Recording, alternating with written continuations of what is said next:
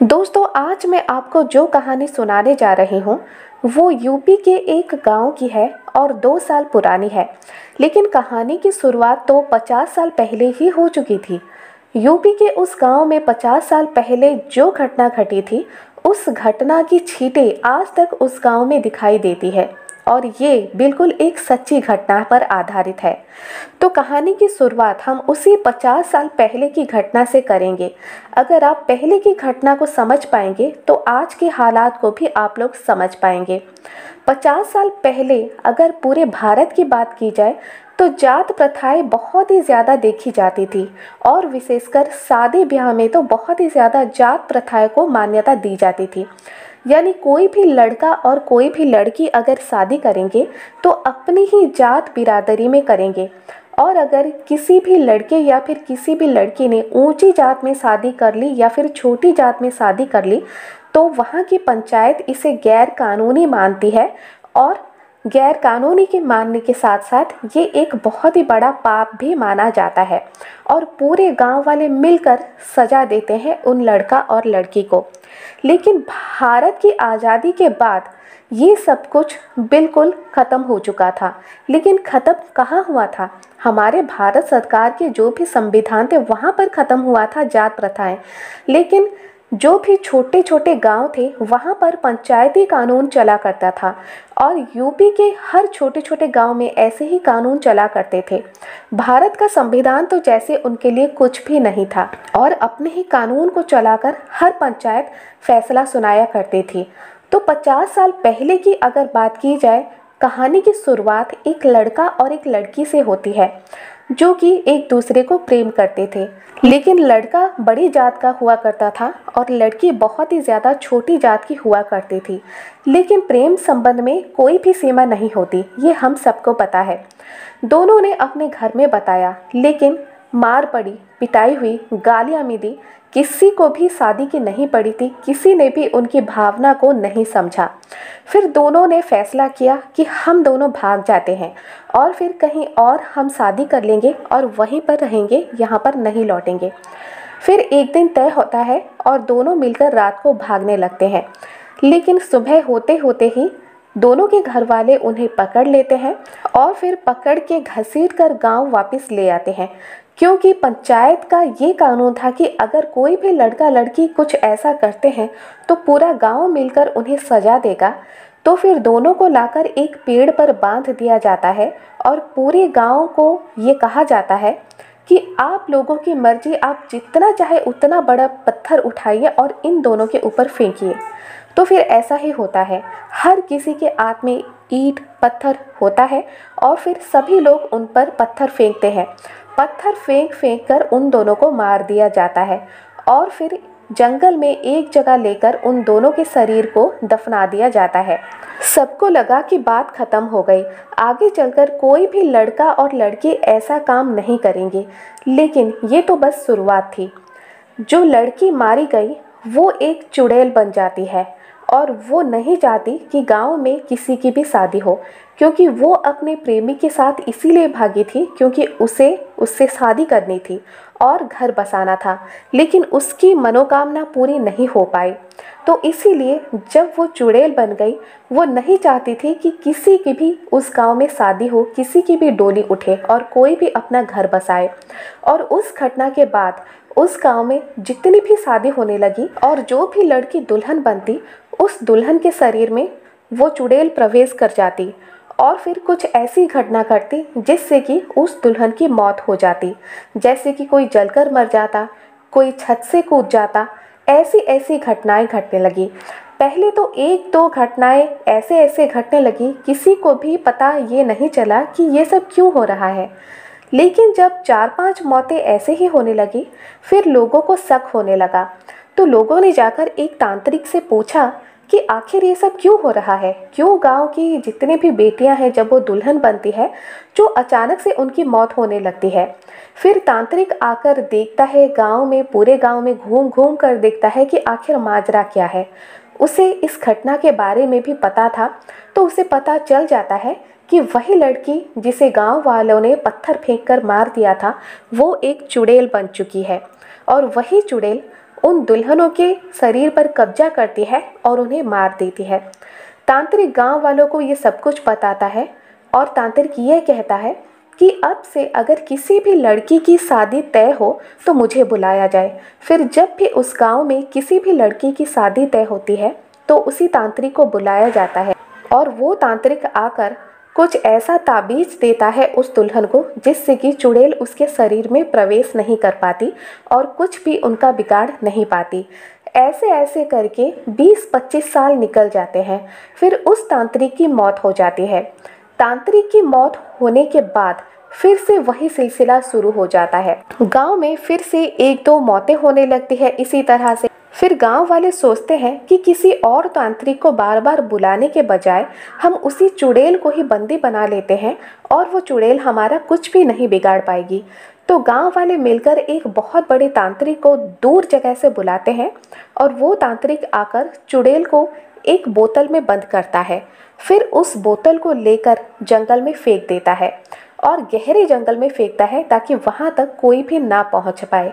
ऐसे करके बहुत साल निकल जाते हैं और फिर समय आता है नया, यानी भारत के हर छोटे से छोटे गांव में तरक्की होने लगी।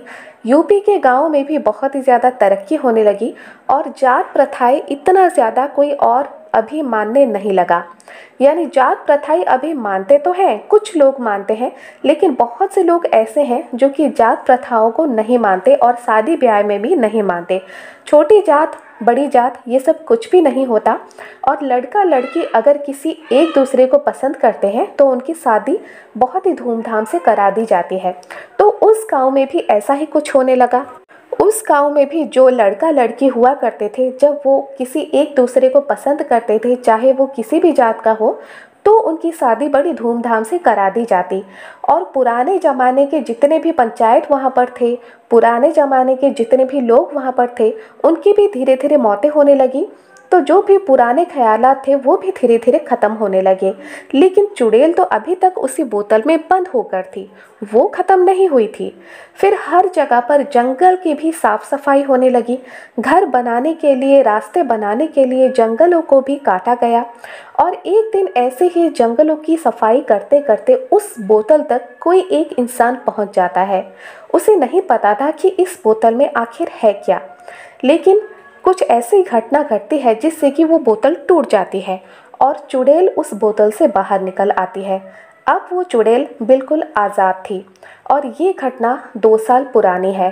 यानी जो घटना 50 साल पहले शुरू हुई थी उसके बारे में मैंने आपको बता दिया। अब शुरू हुई नई कहानी जो कि 2 साल पहले घटती है। जब चुड़ैल उस गांव की ओर फिर से आती है तो बहुत से ऐसे शादियां देखती है जो कि जात बिरादरी में नहीं हुआ करती थी। यानी प्रेमी जोड़ा किसी भी जात का हो, उनकी शादी बड़ी ही धूमधाम से कर दी जाती थी। ये सब देखकर चुड़ैल को बहुत ही ज़्यादा गुस्सा आता है और वो सोचने लगती है कि अगर यही सब 50 साल पहले हुआ होता तो मेरी भी शादी मेरी प्रेमी से बहुत ही धूमधाम से कर दी जाती। लेकिन ऐसा तब नहीं हुआ और अब ऐसा क्यों हो रहा है, मैं ये सब नहीं देख सकती। मैं इन सब को ख़त्म कर दूंगी जो भी दूसरी जात में शादी कर रहा है। तो फिर से वही सिलसिला शुरू हो जाता है। जो भी दुल्हन बनती, उस दुल्हन के शरीर में अचानक से वो चुड़ैल प्रवेश कर जाती और अजीब सी घटनाएं घटने लगती। वो खुद को आग लगा देती, छत से कूद जाती, गाड़ी पर बैठकर ऐसी गाड़ियां चलाती जैसे कि कहीं और जाकर टक्कर मार दे गाड़ी और बहुत ही ज़्यादा चोट लगे। उस चोट की वजह से दुल्हन की मौत हो जाती। ऐसे ऐसे घटनाएं तकरीबन 1-2 साल चलती रहीं। फिर लोगों को शक होने लगा। लोगों ने सोचा कि ये आखिर क्या हो रहा है। लेकिन 50 साल पहले जो घटना घटी थी उस बारे में सबको उस गांव में नहीं पता था, क्योंकि पुराने ख्यालात के जो भी व्यक्ति थे उन सब की शायद मौत हो चुकी थी।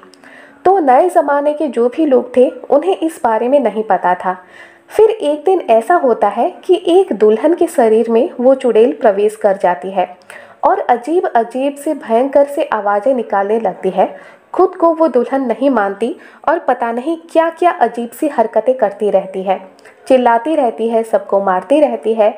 तो उसके घर वाले उसके हाथ पैर बांधकर उसे एक कमरे में बंद कर देते हैं ताकि वो कोई और काम ना कर सके, ताकि वो छत से ना कूद सके, ताकि वो अपने आप को आग ना लगा सके।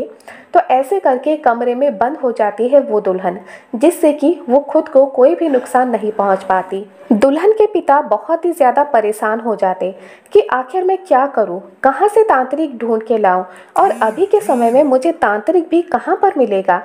तो तांत्रिक के तलाश में वो दूसरे गांव जाते हैं और वहां पर उनका एक दोस्त हुआ करता था, और दोस्त को सारी बातें बताते हैं कि क्या कुछ घटनाएं घट रही हैं। फिर वो दोस्त उनसे कहता है कि मेरी जानकारी में हमारे गांव में एक बहुत ही बूढ़े व्यक्ति हैं, तो चलो हम उनसे पूछते हैं, क्योंकि जितने भी बूढ़े बुजुर्ग होते हैं वो सब बहुत ही ज़्यादा ज्ञान रखते हैं।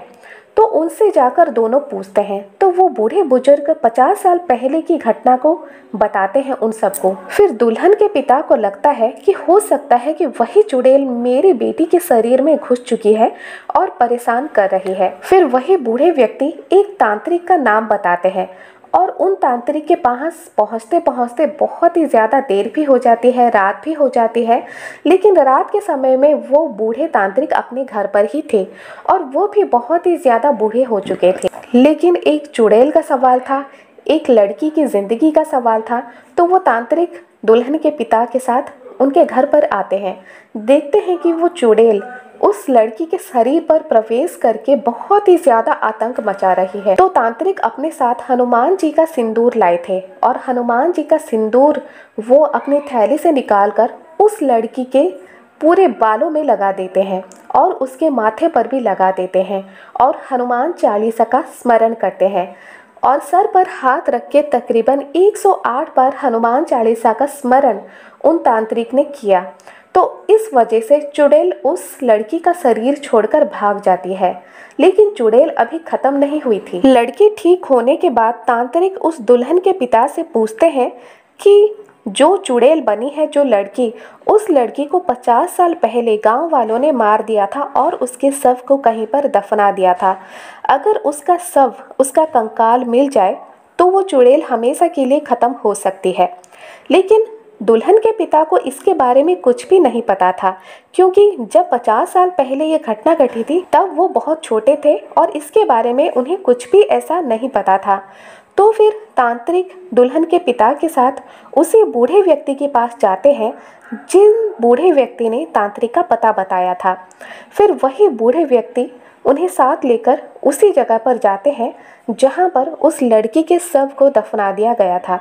पहले वो घना जंगल हुआ करता था, लेकिन अभी साफ सफाई के बाद एक बहुत ही खुला खुला मैदान बन चुका था। लेकिन बहुत ही ज़्यादा ढूंढने के बाद लड़की का कंकाल आखिर मिल ही जाता है, और जब उस कंकाल को देखता है तांत्रिक तो उस कंकाल के ऊपर कुछ मंत्र पढ़ता है, फिर उसे आग लगा देता है, जिसकी वजह से चुड़ैल शांत हो जाती है और उसके बाद चुड़ैल वापस कभी नहीं आती। तो दोस्तों, ये थी यूपी के उस गांव की घटना जो कि 50 साल पहले शुरू हुई और अभी जाकर ख़त्म हो रही है। और इस घटना के बाद तो सबने यही सोचा कि अगर 50 साल पहले जात प्रथा इतनी ज़्यादा नहीं होती तो जो मौतें हुई हैं उस गांव में वो कभी नहीं होती, क्योंकि उस चुड़ैल ने दुल्हनों को इसीलिए मार दिया ताकि वो अपना बदला ले सके। लेकिन इसमें उन बेचारे दुल्हनों की भी कोई गलती नहीं थी, फिर भी वो मारी गई। दोस्तों, आज की ये कहानी अगर आपको ज़रा भी पसंद आई तो लाइक, शेयर, सब्सक्राइब करना बिल्कुल भी ना भूलें।